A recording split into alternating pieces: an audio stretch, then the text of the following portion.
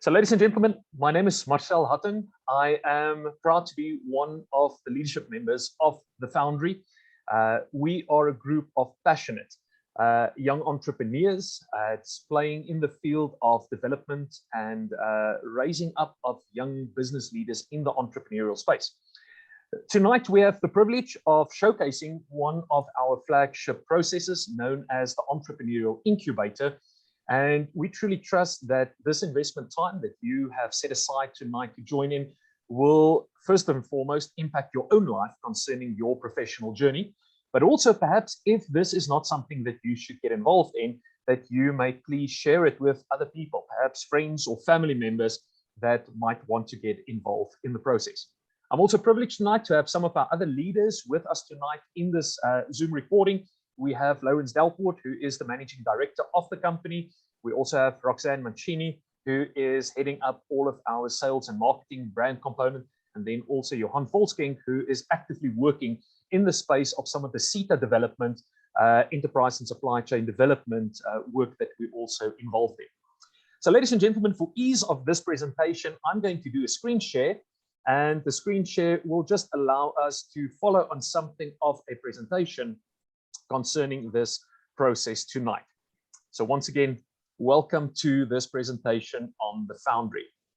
Let me just quickly change my view here. There we go. Great. So ladies and gentlemen, first and foremost, who is the Foundery, or rather, what is the Foundery? The Foundery is a platform, which means we want to invite individuals like yourself and individuals from different walks of society to come and join us in this journey about entrepreneurial development. It is a platform of people who have a heart for entrepreneurial ventures. Fact is, ladies and gentlemen, we are all entrepreneurs ourselves. The entire team and the people that's journeying with us are busy in various different layers of entrepreneurs. Now, we would have wished to be the Richard Bransons and the Elon Musks and all of these kind of high-profile entrepreneurs. Fact is, we are not playing in that major corporate league. However, we have made many mistakes in our own life. We have learned through the nuts and the bolts and the bricks and the mortars, and we are still learning. And I think one of the important aspects here is to say that rather for us in this platform, there is a community of different entrepreneurial leaders and entrepreneurs that's learning together, that's growing together, building our ventures, supporting our participants in order to also build their various ventures in order to really make a difference within society at large. So talking about the reason, why did we start off with this company? Why did we start off building the incubator? A very famous reference these days is obviously the books by Simon Sinek that's talking about the idea of start with why, clarifying the purpose. What is our motive? Why are we inviting people into the space? And why are we busy growing and developing entrepreneurs in different environments and different areas of life? Now, ladies and gentlemen, in order to respond to that question, we must talk a little bit about the future of work. The future of work is a very interesting concept at this point in time. We see a lot of changes to the world of business. We see a lot of changes to the world of work, and many different drivers are busy changing the various environments that we are looking at.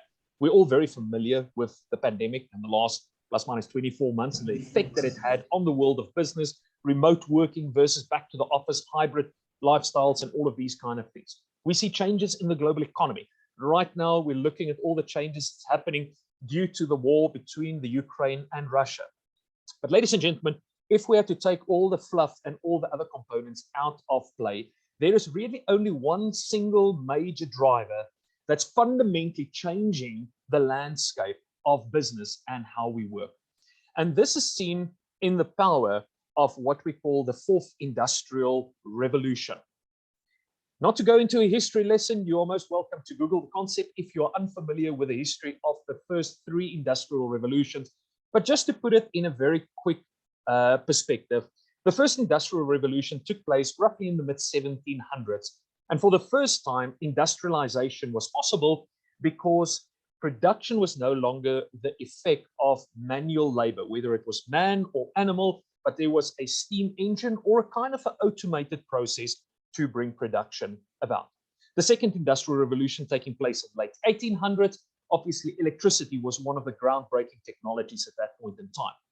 Around about the 1950s, 1960s, we saw microprocessing and the revolution towards the information era coming into play, where we no longer had to do everything by just a mechanical way, but there was smart technologies that started entering into play with microprocessing, etc., etc. Depending on who you're busy reading, like the World Economic Forum, people would say that somewhere between 2010 and 2020, the fourth industrial revolution officially kind of kicked off, it launched, and this is the era of cognification, or even as some people call it, cybernetics. Now, ladies and gentlemen, I'm definitely not here to talk about all the different fancy and cool technologies like artificial intelligence and the Internet of Things, etc., etc. If you are a tech whiz and a tech guru, there are many of these things that might really, grab your attention. What is a reality is the way in which we perceive the game of entrepreneurship, the way in which we view the construction and the building of a business is busy to fundamentally change. And there's a number of different reasons for that. And I believe one of the most core reasons is perhaps best summarized by Professor Klaus Schwab. Now, for those of you who has not come across Professor Schwab before, he's the executive chairperson and the founder of the World Economic Forum. Now, in 2016, he published a very interesting book with the title, The Fourth Industrial Revolution. And one of the statements that he makes in this book is the fact that in this new world, in this new construct of business, it is no longer just going to be big fish, the big corporations, the guys with a huge balance sheet and that are aggressive in the game, that's going to eliminate and destroy the small fish. The new game rule is all about speed, agility, resilience, the ability to reinvent yourself on a continuous basis.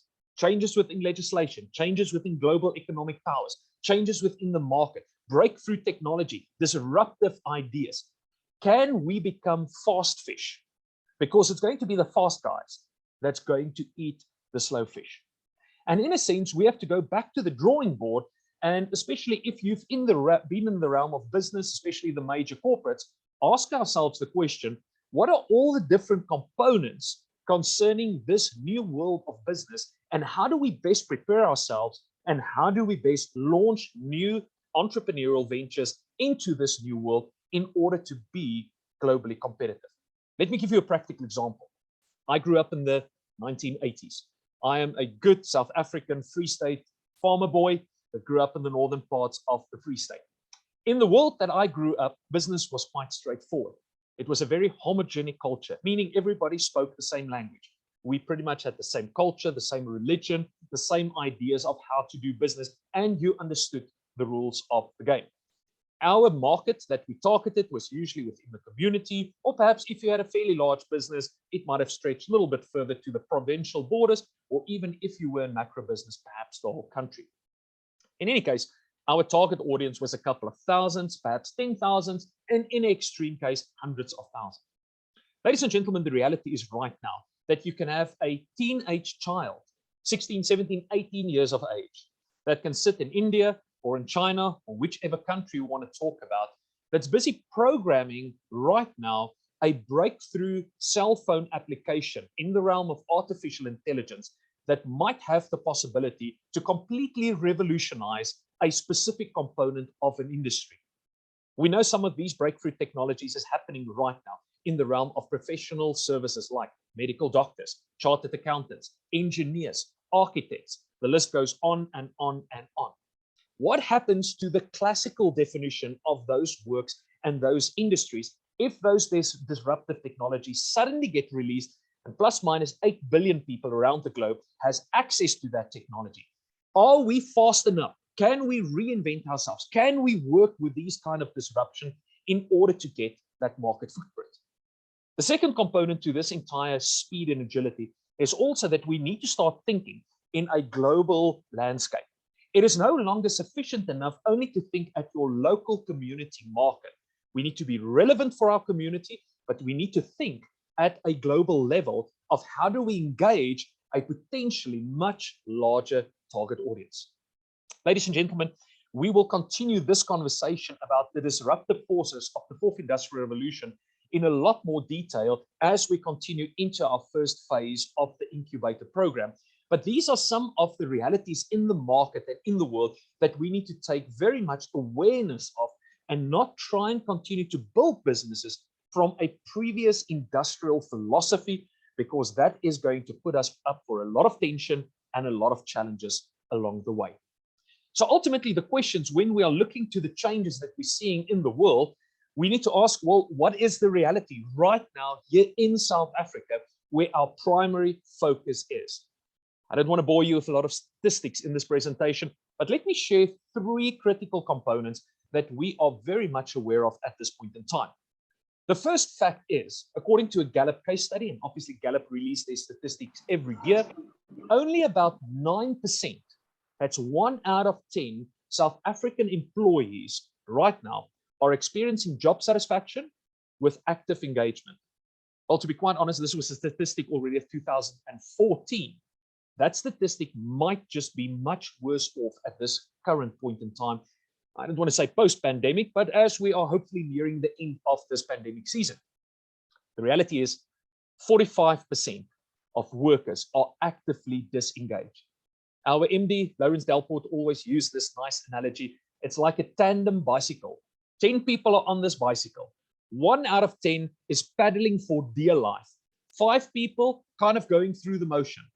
4 to 5 people are actively jamming on the brakes of that bicycle.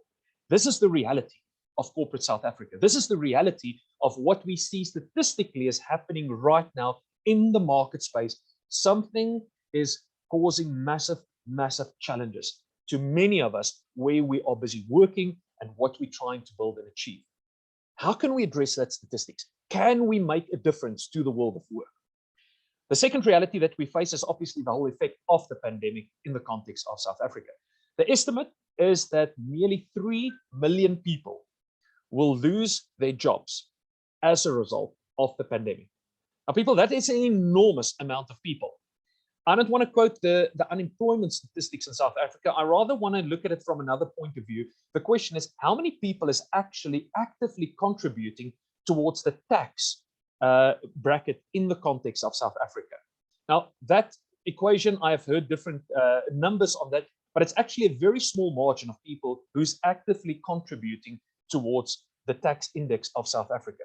If 3 million people is to lose their jobs within this season, what would that say about the overall inflow of money into the government coffers? And yes, we're not going to talk about corruption and all of those things. We're talking about a healthy system where our government obviously stimulate business, and there's a role within infrastructure development and all the different components of service delivery that government is also responsible for. How do we ensure that as these hundreds of thousands of people fall by the wayside, that we can help them to find responsible recruitment again going forward? And then the final component, and I think this is the fallacy that sometimes go around, and we want to challenge this quite intentionally. Ladies and gentlemen, the reality is not all people are supposed to be entrepreneurs. There's many reasons for that. There's a neurological framing, there's a behavioral pattern, there is an environment, there are opportunities, there are skill sets.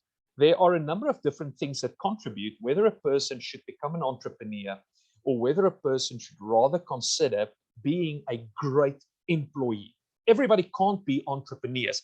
The fact is, as entrepreneurs, there's 1 or 2 of us within the context of a business, and we might need 50, 100, 1,000 great employees that's going to climb on board of this venture and journey with us. Statistically, within the South African domain, the best research that we could find was done by a company called Shadowmatch. And the Shadowmatch company gave an estimation that only approximately 4% of people in our workforce population would truly fall into the domain of entrepreneurship. If we had to increase that to the broader field, it's approximately 16% of people would fall into the very broad category of entrepreneurs. What do we mean by that? Well, not to go into a lot of detail on the following equation, but we will address this in a lot more detail in our first session in the incubator. And these are 2 very, very important financial indicators for the entrepreneur. On the one side, we get an entrepreneur that's working with the principle of ROI, return on investment. That investment might be a monetary capital investment. That investment might be a human capital investment. We can list any other form of capital also. We see those kind of entrepreneurs as the entrepreneurs that have the ability to build a scalable business venture. In other words, they have the ability to create work for other people that doesn't necessarily have the ability to build a scalable business. The ROI dimension of entrepreneurs is equated to the 4%. And those are the ladies and gentlemen that we are truly seeking within our processes. The 16% are entrepreneurs that will be working on what we call a ROT, return on time. A better word for them is perhaps not entrepreneur, but perhaps self-employment. The self-employment, ladies and gentlemen, will most probably in the next season continue to grow exponentially. They estimate that by the year 2030, 2040, that close to about a third of all employees within the European context will fall into that category. They will sell their time, they will work in different spaces as consultants or as contractors, but in the end, they're not going to build a scalable business where there's a return on investment, but rather continue to sell their own time. Now, that's quite fine, and we need many of those people. However, our focus is not to invest predominantly in a person who wants to build a venture for themselves, put great food on the table, have a good retirement policy in place, perhaps convey some skills to another generation. We're really after the people who's dreaming about a scalable venture, dreaming about the people who wants to build a return on investment, because ultimately those people becomes a critical role player in order to address the business needs that we have within South Africa and the huge amount of unemployment figures that we are seeing right now. This is the reality within the South African context.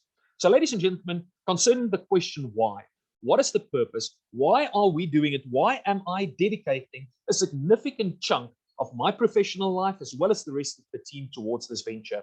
And it simply states the following: we exist to propel capital growth for all our stakeholders based on what we call a kingdom culture. Let me quickly unpack this a little bit, because this is ultimately kind of the contract, the deal that we go into with each one of our incubator participants. Ladies and gentlemen, the first component within this is all about the capital growth. For us, it's critical to grow every component of capital for every entrepreneur. Here's the reality. Capital is what gives value to a company. We're all familiar with the traditional monetary capital, the balance sheet. We can quite easily measure that with the different assets and the components that contribute towards that. That is a critical component, and every entrepreneur will need to learn how to master the monetary capital. However, there is a complete different component also, which we quite frequently underestimate, which is the human capital component. That is the entrepreneur himself. That's also the senior leadership team, some specialists that they might be bringing on board. There are things like brand capital. There are things like machine capital, which is the world of automation and all of that. There's the process capital of how well you put all of these systems and structures together. And we can talk about all of those capital growths. Now, here's the important thing also. Traditional notions of business would have a very much, I almost want to say, an overemphasized view on only the shareholders. Again, Professor Klaus Schwab wrote a very interesting book just about 2 or 3 years ago with the title Stakeholder Capitalism. Now, initially, if you think about stakeholders in capital growth, we might get this idea of some quasi-socialistic kind of economic system. Yet the way in which the World Economic Forum is busy portraying is to say, but hang on a minute, there is a major change happening even in the capitalistic world, of which most of South African businesses would fall into, where it's not only taking care of our shareholders. Obviously, maximizing shareholder value is quite critical in all business ventures, but it is as important for us to make sure that all of our shareholders is busy growing in the value proposition that they are engaging with. What does this mean on practical terms? Well, I just love the statement by Richard Branson. Branson is often quoted by stating that he'll take care of his employees. His employees will take care of the customers and the clients. and the customers and clients will make sure that ultimately the shareholders are happy. That's the kind of mindset that we want to help people build their companies. And ladies and gentlemen, when it comes from the domain of kingdom culture, for us, there is a specific value proposition, a specific belief proposition that we build into the very foundation and the very ethical and moral approach that we have towards business. We ensure that the kind of businesses that we are busy building are truly addressing a purpose. It's truly addressing a need within society that is addressed. We make sure that these businesses are healthy and viable in a good, ethical manner of doing businesses. And obviously, in that whole approach, we make sure that it is scalable and it really challenges and transforms people's lives also while we're busy engaging. This is the motive. This is why I'm here tonight. This is why the leadership team has come together around the table of formulating and building an entrepreneurial incubator such as the Foundery. So, ladies and gentlemen, moving forward on this discussion, the question is obviously, so what exactly do we do? I mean, there's now understanding of who we are, why we do all of this, but how can you potentially, as an entrepreneur, engage with us, journey with us, and start this process of building your own venture, or even if you already have an existing venture, how can you continue to grow and develop that? So, ladies and gentlemen, our mission, this is what we do on a daily basis. We develop people like yourselves, or if it's not yourself, perhaps again, a family member, a friend, a colleague at work, somebody that you know that's busy considering the world of entrepreneurship. We develop these people with an entrepreneurial mindset through the principles of human capital investment. Now, what exactly does that mean? This is very, very important for us. Ladies and gentlemen, if you've read about the world of entrepreneurship, there is something that we learned from an American gentleman, actually he's Italian by birth, Ernesto Sorelli, who challenged my views quite considerably in the world of entrepreneurship. Let me quickly just reflect on the life story of Ernesto.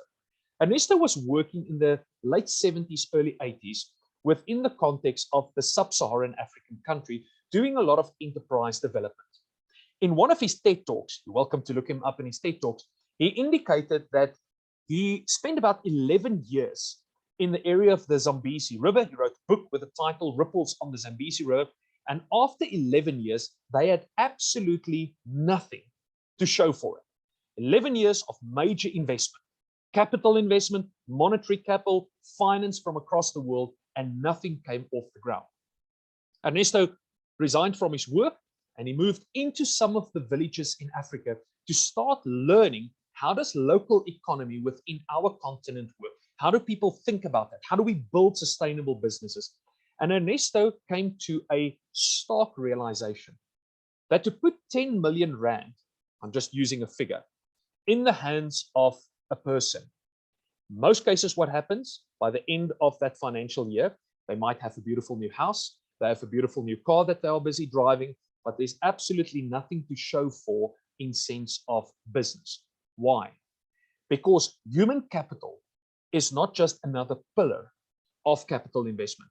Human capital forms the foundation on which each one of these other capital pillars needs to be built and needs to be established. So the way in which we approach business is not to put monetary money in the hands of people, nor do we get involved in the actual building of the company. It's not my company. I'm not going to build it. I'm not an executive in that company. I've got more than enough companies that I am an executive of that I am constantly also building. Our focus is on the entrepreneur. In other words, the jockey. And our mindset is we don't care how many times the jockey fails. As long as the jockey don't quit the game, then we have failed in our venture. If you try and build a business and you fail, that's great. You have learned something out of it. Let's get back into the game. What's the next venture? If you fail again, great. What do we learn out of that? We will continue supporting and helping and assisting and growing the human capital in the entrepreneur until such time when that entrepreneur gets their first viable business venture off the ground. And that's the day of major celebration. So our principles is revolving around the human capital investment. Yes, we have major access to other forms of capital: angel capital, venture capital, private equity, loan capital, corporate finance structuring, all of that. That comes much, much later into the discussion.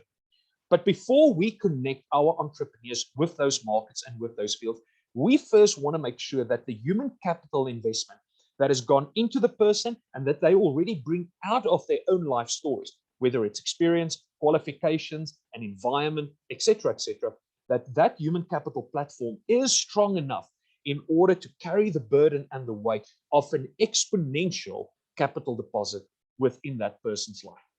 This is our mission, and this is what we do. So, ladies and gentlemen, continuing this conversation, how can we do this together? How can you potentially get involved if you say, I want to explore these things? I want to understand whether I should be venturing out into the world of entrepreneurship. Do I just resign my job? Do I just make the leap of faith? Do I just get involved and I've got some cool idea and I think this can potentially transform the world? Well, ladies and gentlemen, we are very, very risk sensitive also, especially in a time when the economic crisis is really a cruncher for many, many people. And there is a word of caution in our heart and in our spirit that if you are right now in a major financial crunch and you say, listen, I want to jump into the entrepreneurial world and I need to start making money, and within the next 3 months, I need to get 20, 30, 50,000 Rand to sustain my income. I'm going to ask you very, very, very responsibly at this point in time, perhaps not to jump into an entrepreneurial venture right now. Please seek economic stability first and foremost. If you know you're in a situation right now where there are serious challenges, find a job. Once you have found that job, once you have an environment where you say, I have now a stable income stream again, my economic stability is of such a nature that I can start building the entrepreneurial venture on the sideline. It's a much more responsible way. Another way in which you can do it is to say, well, I have a sponsor. There is somebody that for the next 12 months will at least sponsor my financial income. I don't have to put my house and my car and all of that into some investment vehicle. I still have the security around myself. So I do want to caution everybody not just to jump at the opportunity to start building a business, but to make sure that we do this together in a responsible way. So how do we do that? Well, ladies and gentlemen, our flagship process is our entrepreneurial incubator. And that's what we're ultimately here to talk about in this presentation. The entrepreneurial incubator is structured around 4 phases. The phase and the outcome is for us the much more important component than really how long it will take. Phase 1 is what we call the I founder phase. This is basically an investment that we take people who are considering to become entrepreneurs on a 1-month part-time investment journey. Ladies and gentlemen, there is no fees attached to this program. In other words, you don't pay for the program. We do, however, have a registration fee at this point in time. It's 900 Rand, and that 900 Rand goes directly into some evaluations like a shadow match behavioral profile that we need to do right at the start, and we've got some IT infrastructure that has direct cost on that. Apart from that 900 Rand as a registration fee, there is no other cost involved in the iFounder phase. Our heart, and we have already taken numerous people through the iFounder phase, is really just to invest in people's life, to respond to 3 critical questions. These are the 3 outcomes of the iFounder phase, and I will highlight that in a moment. Once a person has completed the iFounder phase and they want to continue to the next phase, to say, okay, at this point in time, there was still no strings attached. It was a complete voluntary free engagement, but I want to continue this journey as an entrepreneur. Then we move those individuals into phase 2, our pioneering environment. This is approximately a 24-month journey. During the 24 months, we need to ensure that every entrepreneur crafts and successfully establish a business of their own. At this point in time, we might find that it's just an ROT, a return on your own time. You're getting more sustainable into the field. You have an identified target market. You have a viable product or service or experience that you're busy selling, but there is revenue being generated, and this thing is busy building up momentum. That is the outcome that we need to ensure by the end of the pioneering phase. And if you don't get that up and running within 24 months, well, usually we go back to the drawing board and we say, let's kill this thing. Let's look at another option. What is another viable business venture that you might want to target? For those gentlemen and ladies who are successful in the pioneering phase, we will then transition them to phase 3. This is what we call the establishment phase. And it's approximately 36 months. Again, depending on your product, depending on your service, your market, and all of this. But this is really the era or the season where we start to add significant knowledge concerning moving your company out of the entrepreneurial phase into a more established business phase. There are many different business aspects. There's about 20 variables of the business infrastructure model. For those who perhaps come from a more MBA background, or you have been in business development or even corporate business, you will already have exposure to many of these business dynamics, because this is to ensure that the infrastructure of your business is developed in a healthy and a conducive way. For those people who effectively navigate the establishment phase, we will finally, in a sense, offboard those individuals into phase 4, where this business is so well established, it's got a healthy economic engine. We have specialist people on board. You have a dedicated target audience. Your products and services are well defined. You are now in the place where you exponentially want to grow the business. You want to scale it. It is at this point in time where we will introduce you to our capital investment market for whatever capital needs you might have at that specific point in time. These are typically the businesses that are running with a turnover, most probably 10 million Rand upwards, and there are now different capital investments that you might need to have. Either you want to diversify the business, you might need new product or service development. There's perhaps market penetration that needs to take place. You perhaps want to take it international, and obviously we will have the unicorn businesses who's considering the JSE or perhaps the Cape Town Stock Exchange, Zarex, or an offshore investment vehicle that is required to even put it into the public listing space. All of those different specialist areas is part of our network that we've already brought together in order to make sure that every young entrepreneur will grow and develop through the incubator with the best potential outcome. So, ladies and gentlemen, this is basically the 4 levels or the 4 phases that we will guide and navigate people through. I'm not going to say too much about phases 2, 3, and 4. That's obviously to be further explored by the individuals who is journeying through phase 1. So what is the outcome of phase 1? And this is the invite that I'm putting out here tonight. This is my call to action to every person that's joining us for this presentation, also for people that will be watching this webinar afterwards, but also as I'm asking, please send people who you know might benefit from this process. Phase 1, no cost involved except for the registration fee, will be focusing on answering 3 questions, 3 key outcomes. Question number 1, should I become an entrepreneur?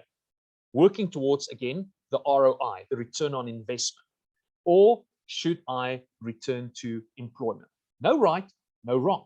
If we can help you to settle that one question, and that's the only question that you settle in the iFounder phase, then we feel it was a worthwhile investment in your life and to have clarity concerning the road into the future. For those people who do respond that I need to become an entrepreneur, the question is whether I should start right now, or is it something for the future? So the question of timing is a critical question that every young entrepreneur needs to discuss. Question number 3, when I start this entrepreneurial venture, who should be part of it? Now, ladies and gentlemen, in Africa, we have a beautiful saying. If you want to go fast, go at it alone. But if you want to go far, go with people. And this is our heart within the context of the Foundery. We are the kind of individuals who wants to journey for a long time together. We want to journey the far road, the sustainable road. My personal life and what I do on a day-to-day level, also my background, is all about sustainable development within organizations and how do we put organizations on that long-term growth, intergenerational succession and all of that. That is the kind of mindset that we grow companies with and the kind of impartation and investment that we put into the lives of our entrepreneurs.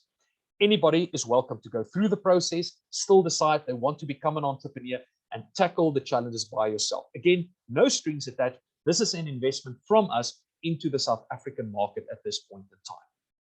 So ladies and gentlemen, what is the expectation practically about, and I lost my slide. Here we go. No, I lost the slide. Ladies and gentlemen, I apologize. There is a slide missing now within this. Let me just quickly do an unshare of the screen and see what on earth happened to the one slide. The practical questions is, what are we obviously expecting from, let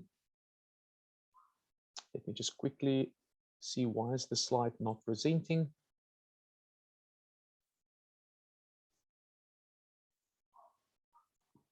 There we go.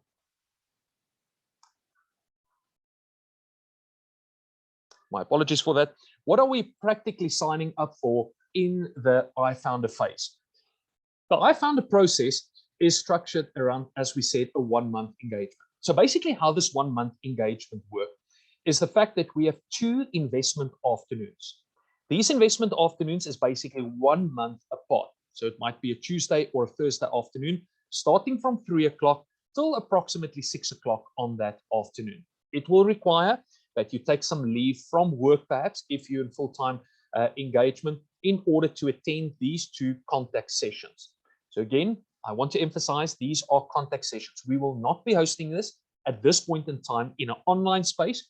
We need to get to know and grapple with our potential iFounders around the table. These 2 engagements will consist of 6 critical investment topics to answer our 3 questions. Again, should I become an entrepreneur or return to employment?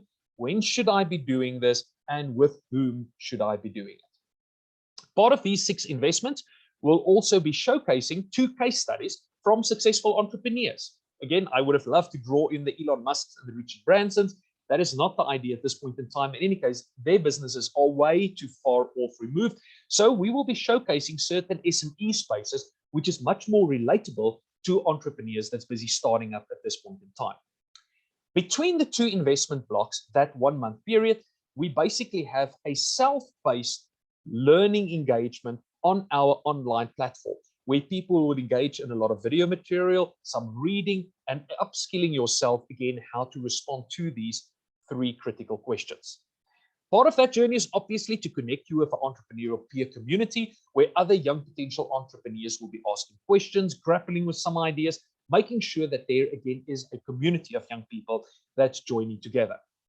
The 5th point here is the personal response, obviously, to the 3 questions, the outcome. We want to make sure that every single person that goes through the iFounder process can respond to those questions. And then finally, also to present you with the opportunity to continue with the 2nd phase of this journey if you want to start pioneering your own business alongside the Foundery. So ladies and gentlemen, with that all said in mind, I want to conclude tonight's presentation just with a wonderful thought by a retired American general who once stated the following: if you don't like change, this change might be reflecting towards the 4th Industrial Revolution, might be reflected in the market, might be reflected within your own work context. But here's the fact: if you don't like change, you're going to like irrelevance even less. This puts a great demand of all of our lives in order, how do we consider the future of the world of work? Fact is, more than 80% of people should remain in employment. However, we have a vast gap in the world of entrepreneurial business leaders who can build scalable ventures and help us to address this critical problem of job security, offering new kinds of job opportunities, skills development, artisanships, apprenticeships, whatever terms we want to use for that. This is ultimately the heart of the Foundery, that we want to ensure that the South African job market are stimulated effectively and we continue to build a healthy and a productive country. Ladies and gentlemen, I want to thank you for your time tonight with us. We will now, for the remainder of the session, we have roughly about 15 minutes left, move into a space where we can have some questions and answers. If there are any specific questions and answers, I'm going to ask one of our team members, Roxanne, also perhaps just to help me with those questions and answers. You are welcome to put it in the chat function. Also, if you have a direct question also for me, you're welcome to unmute. I am going to ask you that if you unmute, that you please switch on your monitor. I would just like to see you also in this presentation. And if there are any components that are either too quickly shared too much information, or just a general comment that you would like to add, welcome to put it in the text box or also unmute and ask the question. So Roxanne, at this point in time, I just want to ask, is there any questions that has perhaps flown through to you, or any questions that you might have also within the context of our discussion thus far? Hi, Marcel. Thank you. Can you hear me? Yes, I can hear you loud and clear. Okay, excellent. No, there are no questions in the chat. I think everybody was listening quite nicely. There is some, here we go, questions coming through. I think also at this stage, I'd like to ask everybody if you could drop me your email address in the chat box, that we have got contact detail that we can, contact you going forward. That would be much appreciated. So while we're chatting, if you can just drop your email for us, or a telephone number, how you prefer for us to reach you. And then the question, I've got two questions coming in here, Marcel. The first one is where do I sign up? And the second one is what is the cost, the duration, the structure of the next phases? And your email addresses are coming in. Wonderful. Roxanne, thank you very much for those questions. Let me quickly address the first one. So where do you sign up? You can sign up with any one of our leadership members. You can visit the website of the foundery.co.za. All of our contact details are there, but I'm also going to ask for one of our team members perhaps just to put our generic info site or our info email address on the chat group, so you are welcome to get it from the chat, or then also, as we said, from the website. Please make contact with us by dropping us an email, and we will obviously then further the discussion concerning the starting dates and the next intake of our iFounder program, and to make sure that you have all the necessary information that you require for the next intake on the iFounder program. So that is the first point. The second point that, Roxanne, that I heard you ask is concerning the phases post the iFounder phase. So we're talking about the pioneering phase, talking about the establishment phase, and then also the scalable phase. Now, if there's one thing that I've learned out of my own entrepreneurial ventures, is the fact that cash flow in the early days is really just not always available. For most people who actually do have the cash flow, they tend to go off to university and they pay for a qualification, or they do a CETA skills program on something like new venture creation.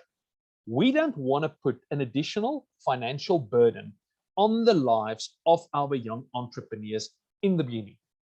So rather than having a fee that you pay at any point in time, we will rather go into an equity agreement with our entrepreneurs, which basically means if it's a new venture, that we will come into a certain arrangement when you go into the second phase of the program, where we will have a retainment on a small amount of equity, 10, 15%, depending on what the demand might be, in order to help you grow and to develop that specific business. In other words, our return on investment as a company is not a direct cash flow out of our incubator. Rather, we see this as a long-term investment from our own perspective.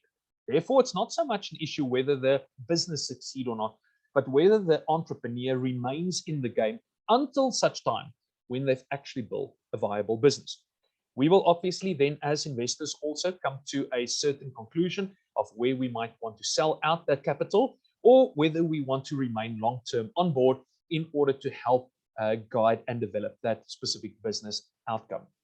Fact is, we are not going to push any person if we see the right chemistry and the right kind of business relationship doesn't remain intact in the long run. Again, we want to make sure that there's a great win-win situation on both.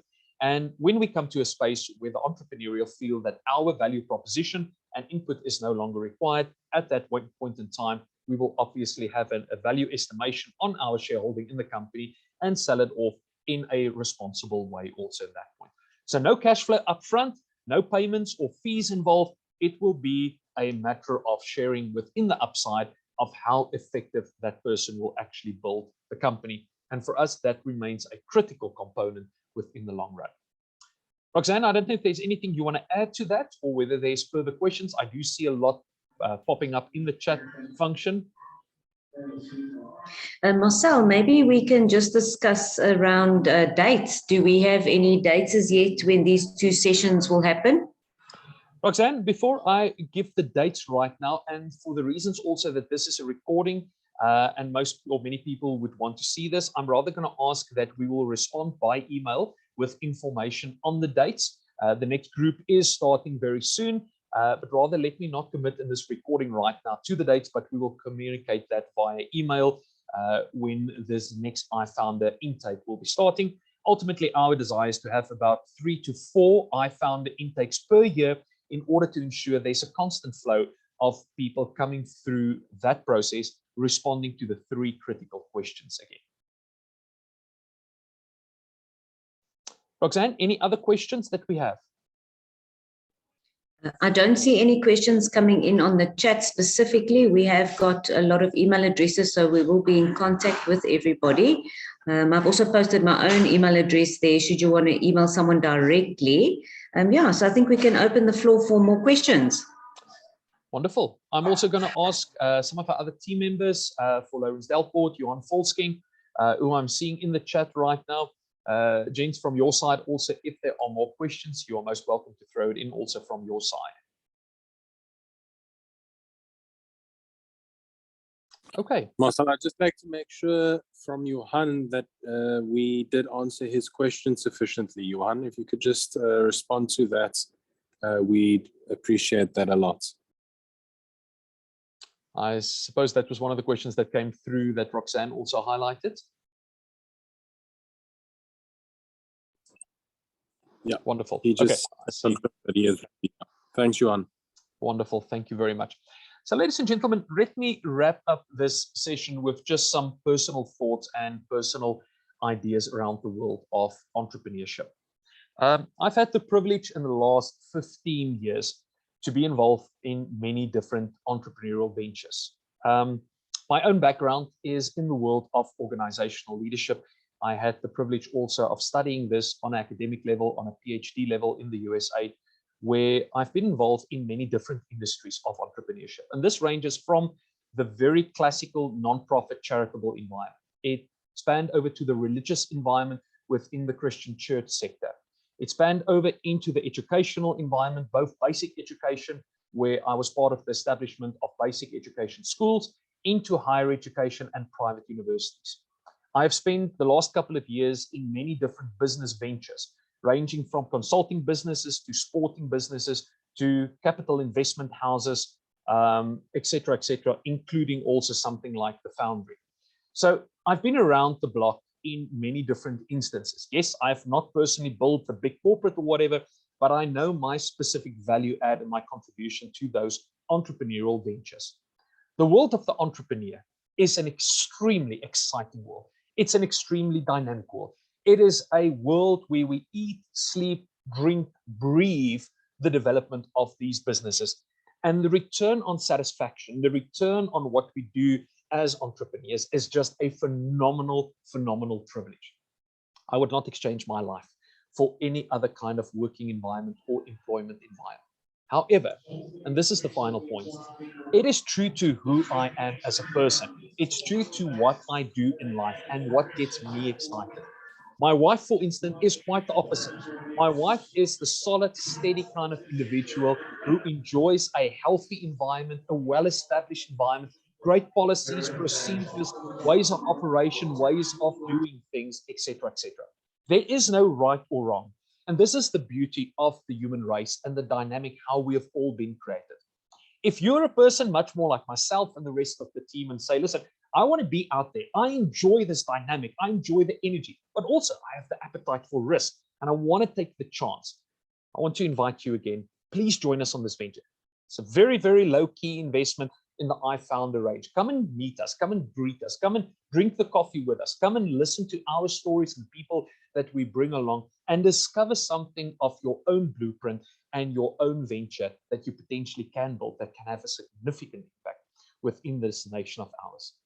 So, ladies and gentlemen, with that in mind, from my side, I see there's one more question. I want to thank you already for your time again tonight and the investment time. Roxanne, I see Lawrence also mentioned one more question that we might want to address. Yes, we've got a question from Kay Maluta. Just want some clarity. Do you only mentor the entrepreneur, the founder, on how to succeed in business, or do you mentor business as a whole? Now, that's a very interesting question. So our first and foremost focus is towards the entrepreneur. We build the human capital, which is in the entrepreneur. And in order for that entrepreneur to build a viable business, we need to understand what is the nature of the business, what is the nature of the employees that they will bring in on board. And depending on where that business is going, we will also navigate our involvement alongside that entrepreneur.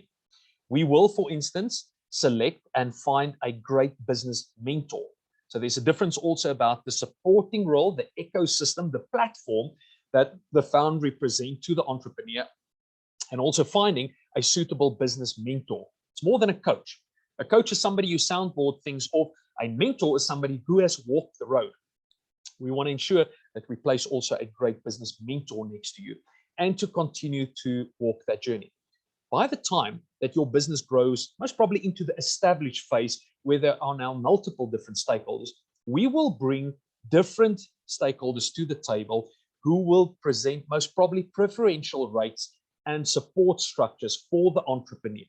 For instance, I need a great company who's going to help me with my books and my finance. I'm not at a place where I want to employ somebody. Well, we've got people on our network we're going to place around you. You might need an HR specialist. You don't want to employ an HR person. You might need a human capital specialist, a strategy development individual. Where do you go for legal advice, contractual advice? Where do I go for brand development, marketing, sales expertise? You see, we will train you as the entrepreneur and invest in your own human capital to have an overall understanding of all of those components. And by the time that you need the specialist areas, we will bring a whole network of people in this ecosystem of ours around you that will help you to continue and grow that business also. So, Roxanne, I think that is the short answer. I hope I have responded to the answer or the question in a responsible way. Anything else? Any other questions that might have popped up? Wonderful. So, ladies and gentlemen, this brings us then to the conclusion of our presentation tonight on the Foundery, specifically the incubator and the iFounder phase. Again, I want to invite you, if you have not yet submitted your email address, please send that through to us. We would truly appreciate to get in contact with you, send through more detail. If you have any specific questions, Roxanne, thank you for also highlighting your email address in the chat function. Please follow us on Facebook, also on LinkedIn, or just visit our website if you need any more information. I see we have quite a large audience tonight that was with us, and I trust that I will meet you all in person alongside our leadership team, also at our next investment opportunity, which will start within a couple of weeks from now. So, ladies and gentlemen, from my side, I trust you have a beautiful evening. And again, thank you so much for your time and also participating within this webinar. Thank you very much and have a great evening.